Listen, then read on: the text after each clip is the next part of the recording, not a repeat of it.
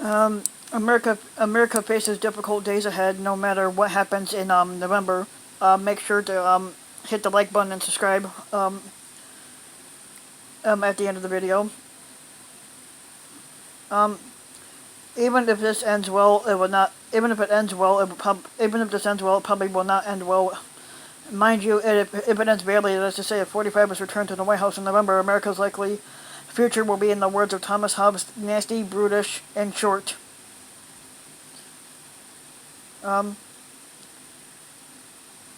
short, but the paradox of our predicament is that even if it ends well, Joe Biden becomes the 46th president.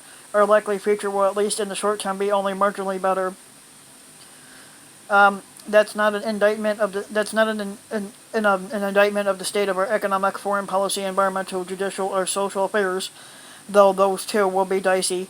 No, that's an indictment of the brokenness, the newly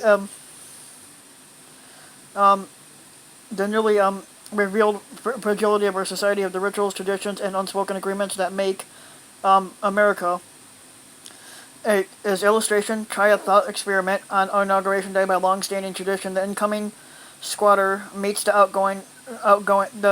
the incoming president meets the outgoing squatter of the White House. They exchange pleasantries and then ride over to the Capitol together. One imagines it can be awkward, especially if the new president defeated the old one at the polls.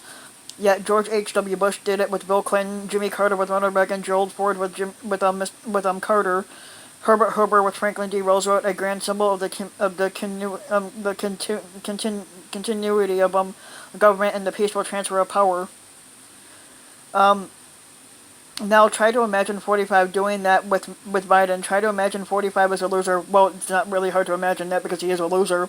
There's no description more damning in his vocabulary, which is not behaving badly, not pouting, not stomping tradition like a bully stomps a sandcastle. Try to imagine his gracious concession speech, his congratulatory tweets, the smooth transition period. You can't, not even if you had the combined imaginative horsepower of Jack Kirby, Walt Disney, and Stephen King.